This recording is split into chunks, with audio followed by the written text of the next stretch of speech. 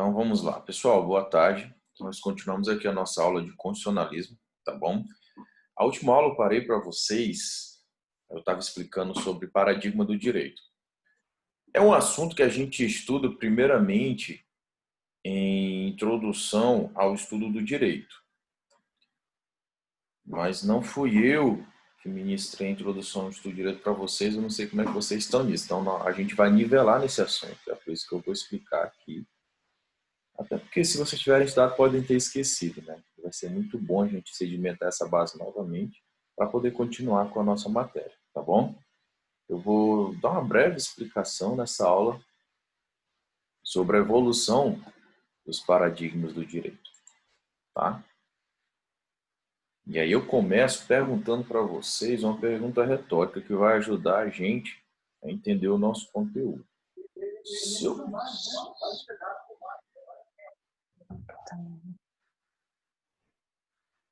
Se eu perguntasse para vocês, pessoal, chegasse para vocês e perguntasse, uma prova, aluno, me explique o que é direito.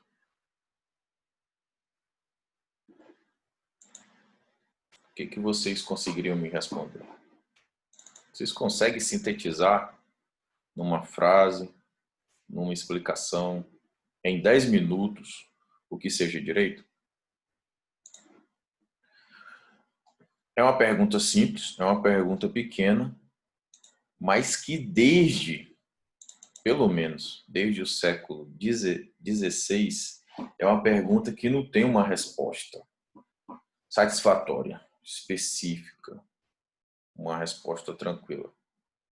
Vocês têm uma certa noção do que seja direito, mas não sabem exatamente o que é direito. Até porque eu afirmo isso, porque até hoje, muitos e muitos doutrinadores, filósofos do direito, grandes juristas que já existiram e da atualidade também, eles ainda não conseguiram chegar num consenso sobre o que seja direito. Existem diversas concepções a respeito do que seja direito. Diversos modos de ver o direito, de ver esse fenômeno, diversas perspectivas, diversas óticas de você verificar um mesmo fenômeno. E isso aí vai adentrar em questões filosóficas, na epistemologia, na evolução da própria filosofia do conhecimento também, que é inclusive isso que defende o giro linguístico, essa última virada filosófica que ocorreu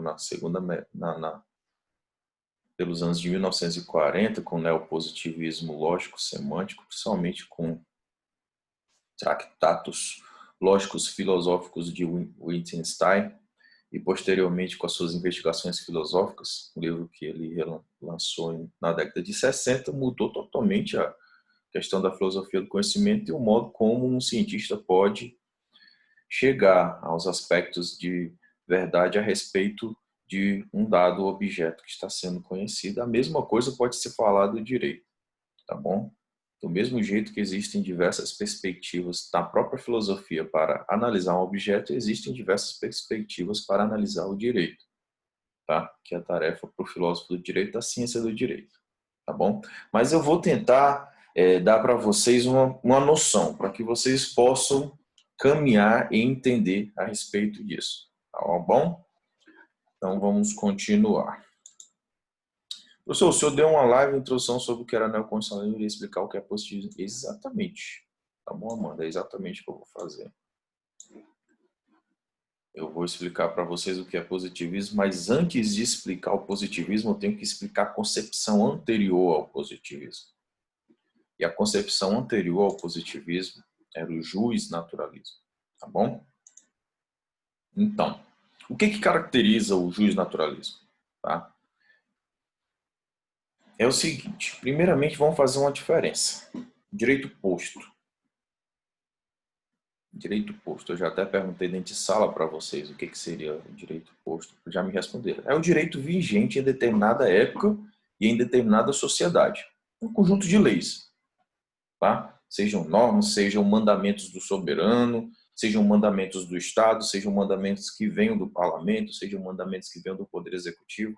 São normas tá? São normas que impõem um padrão a ser seguido pela sociedade. Direito posto. Nivelamos aí. Desde a antiguidade até meados do século XVI, prevalecia uma concepção de direito chamada justnaturalismo. E o que caracteriza o justnaturalismo? Primeiramente, o seu caráter dual, tá? Dualista, ou seja, não é monista, é dualista. E o que quer dizer um caráter dualista, professor? Significa que nós temos aqui um primeiro plano, que é o plano do direito posto, tá? E nós temos um segundo plano, tá? Que ele é o fundamento de validade do direito posto. Tá bom? Esse direito posto ele tem que encontrar fundamentação de validade nesse outro plano que está hierarquicamente acima dele. E isso caracteriza o justnaturalismo. E aí nós temos nesse primeiro plano o direito posto e acima dele nós temos o plano que dá fundamento de validade para esse direito posto. E no justnaturalismo, esse plano que concede a validade dessa concepção de direito, ele não é pautado em algo racional, que nós podemos explicar aqui, algo palpável ideologicamente, né? A doutrina costuma explicar que esse plano que dá fundamento de validade para o direito posto no justnaturalismo é algo metafísico, transcendental, tá bom? E o que seria isso, professor, metafísico transcendental? É como mais ou menos o seguinte: nós temos o direito posto, algumas leis, e muitas vezes a interpretação e aplicação dessas leis vai depender de que essas leis, bem como a sua interpretação e aplicação, estejam conformes, estejam de acordo com os ideais desse outro plano que concede. Pessoal, desliguem os áudios, por favor, tá? Que concede validade para o direito posto, tá bom? E no direito, e no justnaturalismo, direito natural, esse outro plano, ele vai buscar os seus ideais em outros fatores metafísicos e transcendentais.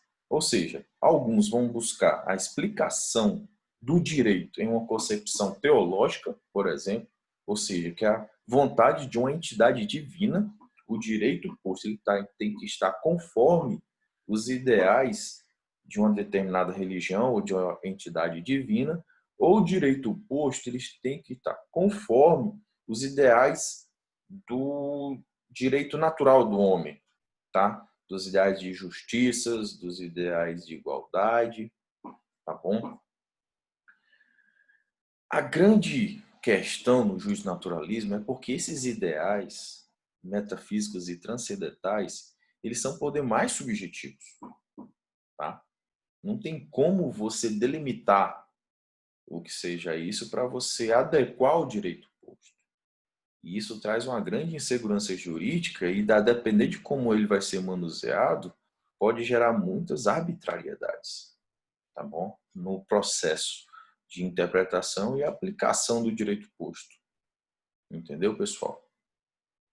Então, eu quero que vocês entendam exatamente isso. O que caracterizava, resumindo, o direito natural, o justnaturalismo? Nós temos o direito posto produzido pela comunidade, seja pelos seus costumes, seja pela imposição de um soberano, seja pela imposição de regras por algum tipo de autoridade a uma determinada sociedade, mas essas regras, esses padrões de condutas, eles precisavam estar conforme um outro plano, um plano transcendental, metafísico, os outros ideais de justiça, de igualdade, de liberdade, que iam buscar em fatores que estavam fora da ciência, tá? Como eu expliquei, muitas vezes fatores religiosos, uma entidade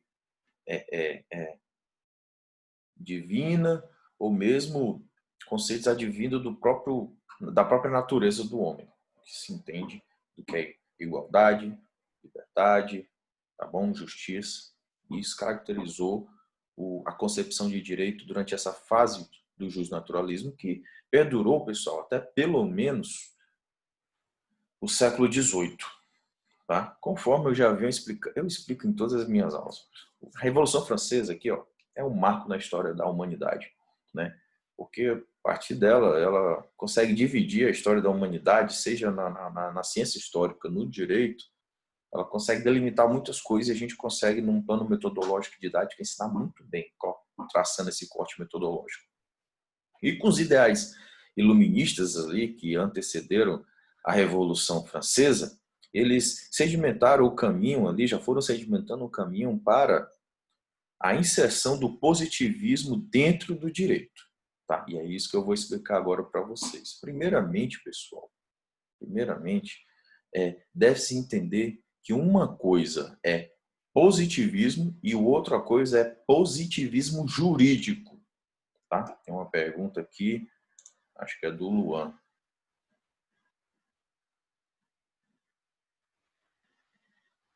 O Luan aqui trazendo um comentário bíblico. Gosto muito da participação do Luan. O Luan trouxe aqui uma passagem bíblica que está em Jó 8:3. Porventura, eu acho que aqui, porventura pertenceria a Deus o direito? E não, porventura perverteria Deus o direito? E perverteria a justiça o Todo-Poderoso? Então, isso aí é exatamente um exemplo do que eu estou dando de justnaturalismo, né? Aplicado já desde a antiguidade.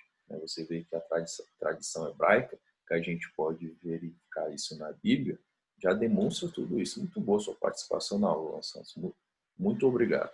Tá? Continuando, eu estava dizendo para vocês que vocês têm que saber que uma coisa é positivismo, tá? E outra coisa é positivismo jurídico. Como assim, professor? É o seguinte, positivismo é uma corrente das ciências humanas. É uma forma, uma nova metodologia de se buscar o conhecimento. Tá?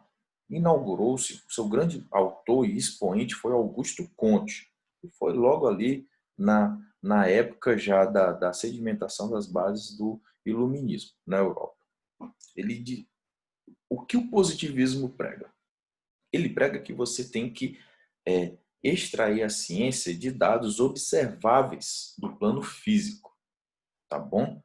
E apenas descrever esse objeto de forma neutra. A pessoa, o pesquisador, o investigador que está descrevendo o objeto, que está criando conhecimento ao descrever esse objeto, ele não pode ter qualquer juízo de valor sobre esse objeto, ele apenas tem que descrevê-lo. Tá? Descrever o objeto e bem os fenômenos que se relacionam com esse objeto. Por exemplo, imagina na física. Imagina Isaac Newton, tá bom? Todos aqui já ouviram falar de Isaac Newton. Isaac Newton foi um grande cientista que colaborou, que deu um grande impulso na ciência física. E o que ele fez? Ele observou fenômenos naturais, que é o que a física estuda, fenômenos naturais, fenômenos que ocorrem na natureza. E um desses fenômenos que ele observou, por exemplo, foi o fenômeno da velocidade, da força gravitacional.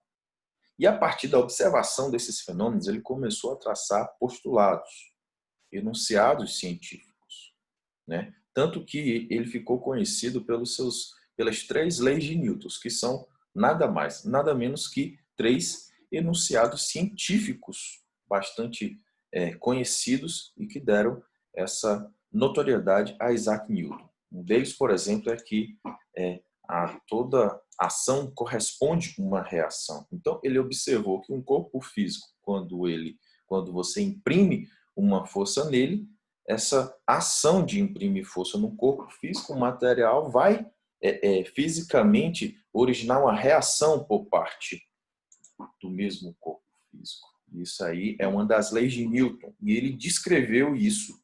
Isso é positivismo, um modo de produzir conhecimento. Tá bom? E você vê que ele descreveu o fenômeno, mas ele não fez qualquer tipo de juízo de valor desse fenômeno. Ele não falou se imprimir essa força era bom, se era ruim, se imprimir essa força no objeto era justo, se era injusto. Ele não fez qualquer tipo de juízo de valor. Ele manteve a neutralidade de apenas descrever o fenômeno. Tá bom? E isso caracteriza essa metodologia que pauta o positivismo científico. Agora imagina, e isso aí foi aplicado em todas as ciências naturais, na química, na física, tá bom? Na matemática, na maioria das ciências em todas as ciências naturais. Só que aí, ali na época do Iluminismo, pretendeu-se trazer esses ideais metodológicos das ciências naturais para o direito. E o direito é uma ciência social. Tá? E o direito é uma ciência social. E aí, foi a partir de então que surgiu o positivismo jurídico. Como é que isso se configurou?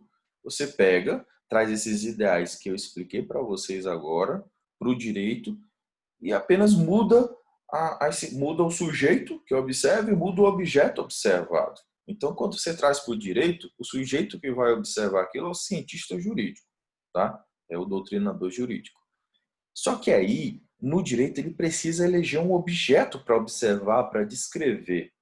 E o que é o direito que ele vai descrever? É exatamente isso a grande pergunta que toda a ciência jurídica vem fazendo ao longo pelo menos dos últimos 300 anos. Tá? E nessa época, ali, que antecede a Revolução Francesa até a virada da Revolução Francesa, o positivismo jurídico inaugurado, né, trazendo esses ideais do positivismo das ciências naturais para dentro do direito, inaugura o que a gente chama de positivismo clássico. Tá bom? E o objeto, primeiramente, que vai ser eleito para ser observado na ciência jurídica é a lei, é o texto normativo. E isso acontece principalmente porque pela influência que teve a Revolução Francesa em toda a humanidade, né? E que vem reverberar justamente também no direito. Eu já expliquei aqui em aulas passadas, se não foi aqui, foi em aula de controle de constitucionalidade. Que na França existia uma grande desconfiança com o poder judiciário, com os juízes, principalmente porque a desconfiança do povo francês era com a pessoa que administrava o Estado, que era o rei, naquele antigo ancien regime, o antigo regime, o regime absolutista, tá? E esse rei, ele nomeava os juízes. E esse cargo de juiz, ele era tanto por nomeação, que vinha do rei, como também por transferência hereditária. Os cargos passavam de pai para filho, tá bom? Então os juízes não buscavam muito assim julgar de acordo com o critério ideal de justiça. Muitas vezes nesses julgamentos, nesses processos de interpretação e aplicação da lei, eles deixavam prevalecer critérios pessoais, principalmente para legitimar o poder soberano do rei e o próprio poder ali da própria nobreza, que era o estamento da qual fazia parte os juízes. Né? Sendo assim, quando ocorreu a Revolução Francesa, um dos estamentos que mais teve desconfiança do povo francês, além do rei, que era o, o absolutista, o monarca absolutista, os juízes, que faziam parte do poder judiciário, também vão ter essa desconfiança do povo. E eles vão depositar sua confiança, já que eles não confiam nem no rei, nem no poder judiciário, eles vão depositar toda a sua confiança no parlamento. Porque o parlamento passa a ser o local de discussão das principais decisões da sociedade e é onde o povo, e principalmente o terceiro estamento, que era a burguesia e os antigos camponeses que não tinham espaço para discussão de seus direitos e das suas necessidades que deveriam advir do Estado, era lá no parlamento que eles, através de representantes, iam levar essa discussão. Por isso que o parlamento na França ganha essa maior confiança e o instrumento que o parlamento usa para moldar a sua sociedade é a lei. Tá? E a lei, o que é a lei? É reduzir para uma linguagem, aspectos linguísticos, a vontade da maioria ali do parlamento. Tá bom? É por isso que, a partir de então, inaugura-se o positivismo no âmbito do direito, que vai ser classificado pela maioria dos doutrinadores como positivismo clássico, e ele começa, anote aí, pela escola da exegese, tá bom? Que é exatamente isso que eu acabei de explicar para vocês. Tá? Isso é a escola da exegese, ou seja, fazendo novamente aqui um resumo. Com a ascensão do positivismo nas ciências naturais, né, e a sua inserção no campo do direito, né, o direito passou a ter como fundamento de validade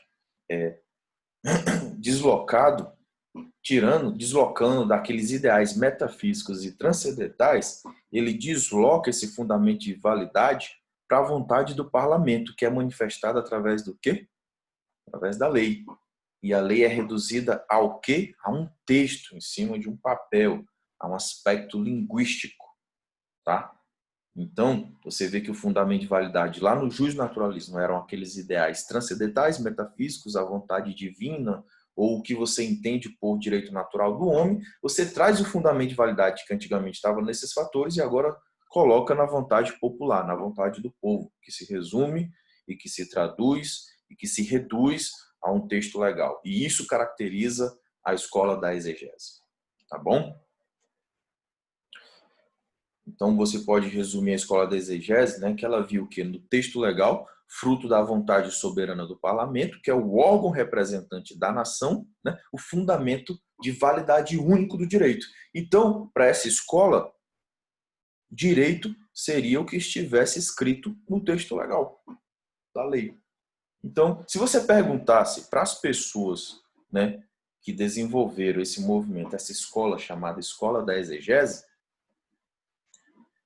se perguntasse para eles o que é direito, eles diriam para você: direito é o que está escrito na lei, porque a lei é o texto legal que resume a vontade soberana do parlamento. E o parlamento é o conjunto de pessoas que formam a vontade soberana do povo. Isso é direito. Eles responderiam para você. Tá bom? Samuel França pergunta: a escola exegética defendia, então, ao texto normativo, apenas ele poderia ser considerado? Sim, Samuel, somente o texto, nada mais além do texto, tá? Somente o texto normativo era considerado direito para esse movimento, tá? Que iniciou o positivismo clássico no âmbito jurídico, tá? Somente o que estava escrito no texto legal, tá? Então, vocês estão começando a entender que a concepção de direito, do que vem a ser direito, os paradigmas do direito, ele vai mudar ao longo da história. Então, a resposta para a pergunta o que é direito muda a depender da perspectiva, tá? Que a gente veja. Se você for ver pela perspectiva, pela ótica da escola da exegese, ele vai dizer para você que direito é o que está escrito no texto da lei, tá bom? Então, como eu estava explicando para vocês no começo da aula, essa perspectiva muda a depender do contexto histórico e a depender dos cientistas que estudam e das concepções filosóficas que eles acreditam e que eles investigaram, que eles usam para explicar o direito, tá bom? E eu acabei de explicar para vocês essa primeira fase do positivismo clássico, que é a escola da exegese. É importante comentar aqui que é daí que advém, inclusive, aquela célebre frase de que o juiz deve ser o boca da lei, né? Que é o próprio Napoleão que cunha essa frase, porque a preocupação do Napoleão era exatamente essa. Logo depois dos anos 1800, quando começaram a extrair outros tipos de interpretação do Código Napoleônico, inclusive, o Código Napoleônico é um fator marcante da escola da exegese, porque é o que marca essa ideia de que o direito é o texto legal. E, na época, o principal ramo do direito que tinha uma grande importância era o direito civil e o direito penal, em virtude da importância que essas duas áreas do direito possuem para a sociedade. Tá bom? O direito penal, porque é preciso para conter a barbárie que o homem pode fazer um com o outro. E o direito civil, porque ele regula toda a fase da vida humana, desde o nascimento do ser humano, né, o seu desenvolvimento e a sua morte, tá? O nascimento, a sua troca de relações com a sociedade através das obrigações, dos contratos, através as suas relações com as coisas, através do direito das coisas, bem como as suas relações com a morte na transferência de bens, tá bom? Que acontece lá no direito sucessório. Então, nessa época, o direito civil era considerado um dos ramos do direito mais importante e ele estava todo codificado no Código Napoleão, tá? E o Código Napoleão era muito abrangente e tentava codificar tudo, tentava prever todos os aspectos que poderiam acontecer em sociedade a respeito da seara civil. Mas ele não conseguiu prever tudo. E aí começaram a ter que interpretar esse código. E Napoleão, quando começou a ver isso, ele falou: estão deturpando o meu código. Tá? E isso está saindo do controle. Não era para ser assim. Porque o Napoleão tinha uma visão de direito que o direito era somente o texto da lei. Ele era o expoente ali da escola da exegese. Tá? E que o seu Código de Napoleão não podia ser interpretado pelo Poder Judiciário, porque senão você estaria tirando esse poder do parlamento de fazer a lei, o texto legal, de decidir como devem ser as coisas. Você estava retirando esse poder e colocando para o Poder Judiciário através da interpretação. E, de fato, é isso que acontece mesmo, e a gente vai estudar isso ao longo do nosso curso de Direito Constitucional. Vocês vão bem observar o que eu estou explicando aqui. Tá bom? Então, essa é a primeira fase do positivismo. Eu tenho algumas perguntas aqui, deixa eu fazer. Luan Santos. Sola Escritura, o que está transcrito é o que vale. Em 1500, a reforma trouxe isso no protestantismo, com relação à Bíblia. Séculos mais tarde, a Revolução Francesa também trouxe isso para o direito. Ambos os movimentos visavam diminuir as arbitrariedades. Exatamente, né, Luan Santos? É isso que eu estava aqui passando para vocês. Gabriela Maia, professor, mas na escola da exegese era permitida a interpretação da lei, né? Ou nem isso? No começo da escola da exegese não podia interpretar, tá bom? Só que com o passar do tempo foi sendo visto, eu digo assim, a escola da exegese ela teve o seu início ali na virada da Revolução Francesa, 1800, tá? Final de 1700 com 1800, mas logo depois, 50 anos depois, o povo francês foi verificando que o Código Napoleão ele não conseguia antever todas as situações que ocorrem na dinâmica da sociedade, tá bom? Nas relações que há entre os homens. E aí foi sendo necessário dar respostas a esses tipos de dinâmica que o código não dava. Foi a partir daí que foi começando a tentar se interpretar o Código Napoleônico. Inclusive, vem daí essa questão que, inclusive, ensinam até hoje nos livros de introdução ao estudo de direito, que eu acho que não deveriam ensinar, que era aquele negócio, você tem que perguntar sobre a vontade, a voluntas legis, né, ou a voluntas legislatórias, que é, você tem que perquirir, tem que investigar a vontade do legislador ou a vontade da lei. Hoje, eu acho que isso aí já não é algo já ultrapassado. A gente teria que estudar somente a título de conhecimento para saber como é que está sendo a situação hoje, tá? Mas já desde essa época, foi um dos primeiros métodos de interpretação após as dificuldades que a escola da exegese ganhou, foi exatamente essa, perquirir investigar se você deveria tentar descobrir a vontade do legislador que fez a norma ou simplesmente a vontade da lei. Tá bom? Justamente porque, com o passar do tempo, a escola da exegese não conseguiu dar resposta às dinâmicas da sociedade, né? Que invariavelmente vai surgir. A lei não consegue antever todos os fatos sociais por ela regulada. É nisso que está o maior desafio do direito, né? E até hoje esse desafio ainda está sendo concretizado, ainda está sendo objeto de muita pesquisa científica para dar resposta, tá? A essa dinâmica que o direito precisa ser criativo e precisa dar esse tipo de respostas, tá bom? Essa primeira parte da aula, ela já está acabando aqui no Zoom, tá bom? Eu entraria agora para explicar para vocês a escola histórica, mas eu não vou iniciar porque o aplicativo vai encerrar no meio aqui e isso didaticamente não é bom. Eu encerrar uma explicação no meio. Eu vou encerrar essa primeira parte da aula, tá bom? E daqui a alguns minutos, só enquanto gravo no computador essa aula, eu inicio a segunda. Então permaneçam aí, tá? Daqui uns 3 a 5 minutos a gente volta.